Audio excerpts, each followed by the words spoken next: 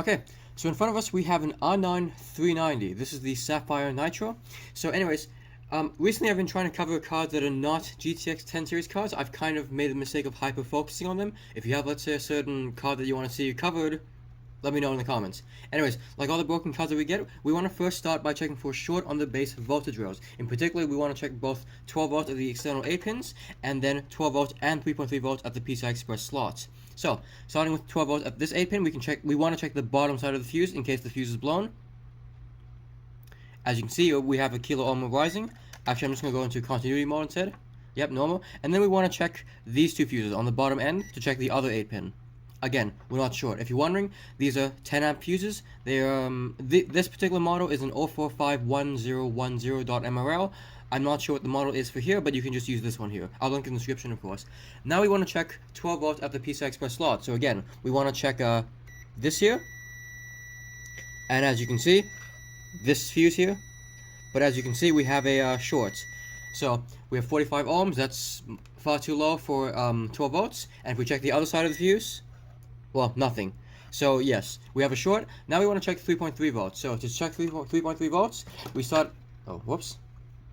So to check 3.3 volts, we start at this notch and we go 4 pins left. And we're good. So we're not short on 3.3 volts, but we are short on 12 volts at the PCI Express slots. Now we want to go to resistance mode and check the voltage rails generated by the card itself. So first we're going to check 5 volts. If you don't know, 5 volts is on the back, and actually it's this LDO here. So when I check 5 volts, I'll be checking this pin over here, this one here. Okay, so checking that pin, we have 13.6 kilo ohms. Perfectly normal. So now we want to check let's check the 6 volt drive. This is the 6 volt drive rail. This supplies VCC to a lot of the MOSFETs on this card. 7+ kilo ohms, so we're perfectly good. Okay, to check 1.8 volts, this is we check it at this LDO. By the way, it's an APL 5930, so we can check it at the bottom right pin from your view. 212 ohms. So I've seen this twice now. I'm not sure if it's normal, but given I've seen it twice, I'm gonna say maybe normal. Anyways, we'll dismiss it for now. We might have to come back to this later. So now we want to check the display rail. So 0.95 volts. This is found at an inductor over here. 163 ohms, probably normal. And anyways, so now let's check the memory controller found on this inductor here. No, sorry, this inductor here. We'll check them both. I'm not sure which is which. So starting with the top one. Okay, yep. So this is the memory controller. I'm guessing this is for 12 volts then. So, okay. One of these is 12 volts and the other is the memory controller. We'll have to come back to this later. So now we want to check the actual memory itself. This here. 132 ohms, looks perfectly fine to me. Now we want to check the V-core. The nice thing about these old cards, generally GTX 900 series cards and older, is that you can actually take a resistance measurement of the V-core on just any standard multimeter. Basically any standard multimeter. Hold on, maybe I don't have a good connection. Okay, 4.6 ohms. So I'm actually just checking a capacitor on the back because I can't make a good connection with these inductors. So again, 4.6 ohms, given that my probes are probably at about 0.7 ohms, this is a 4 ohm resistance on the GPU core.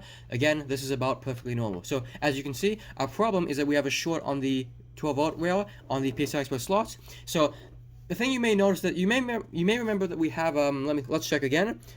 43 or so ohms on the 12 volt rail. So when you have a short, you have to consider the path in which it takes to ground. So typically when you have a short on 12 volts, instead of let's say going from 12 volts to ground, it goes from 12 volts through the GPU and then to ground. And so we have to now then consider what the resistances are of each of these inductors. Now you may remember that we have about what's that?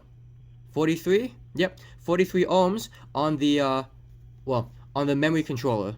And we also have, again, 43 ohms on the 12 volt rail. So we can take a guess that in actuality, our short is through the memory controller, and that by extension, the memory controller has been exposed to 12 volts. Whether this is fixable is, well, I guess we'll find out. So I have my black probe on, in fact, let's put it in continuity mode. Actually, no, that would not be reliable. I'll just show you. So you just have to take my words. Okay, I'll put the black probe on the fuse, as you can see. Nope, hold on. I'll put the black probe on the fuse, as you can see. Here, yep. And then I'll put the other probe, my red one, on the output of the MOSFETs. And as you can see, we have a 0.6 ohm connection, so the resistance of our probes. So we actually have a direct connection between the 12 volt line and the outputs of our memory controller, which is why the 12 volt line has a resistance of about 43 ohms, just like the memory controller. So anyways, it goes without saying that our suspect is of course the MOSFET itself, no, power stage actually, yes, power stage itself. If you don't know, this is an IR3553M. These are notoriously bad power stages from a reliability standpoint. So let's go ahead and switch it out, and we'll see if the card is actually functional given the low resistance on the memory controller.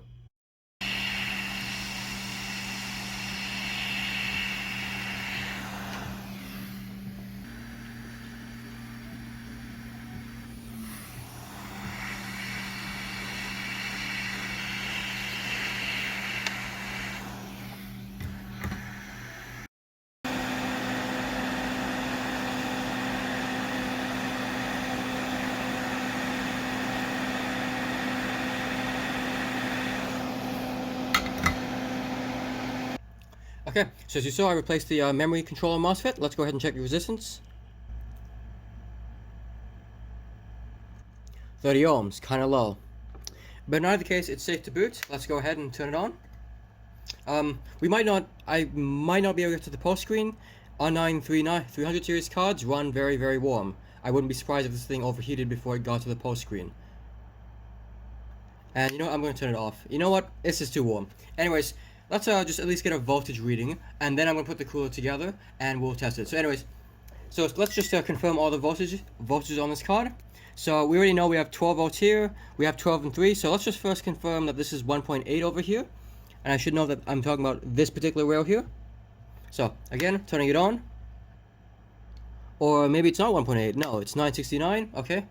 950 or so, that's fine. Now let's check, oh that's right, 1.8 is over here, now I remember. It's been a while since I looked at this card. So 1.8 is down on this bottom right pin of this LDO. Yep, that's 1.8, okay. Now let's check the 6 volt rail. 6 volts, as expected. Let's check the memory controller. 1 volt. I think that's actually normal. Now let's check the actual memory itself. 1.5, which is normal for GDDR5. Finally, let's check the V-core. 990. Okay, so now we know all the voltages on this card, or at least the rails generated by the card itself. Let's put the cooler on and let's see if this thing actually works. Okay, so as you can see, the card's running a game at the moment. It's been running a game for about, let's see, an hour now? Anyways, if we go over to the GPU-Z, we see that the bus interface is correct, the sensors are all good, clock speeds are good, temperature is fine, power consumption is as expected. So I'm going to say that the card is repaired. I'm a little bit surprised that the card works. You know, traditionally on these newer, GTX 10 series cards, if you have a short on the memory controller, if 12 volts is sent down the memory controller, you have a dead card. But in this case, it seems like all we have to do is replace the fuse and MOSFET, and the card is, well, almost as good as new, minus, of course, the super worn fans.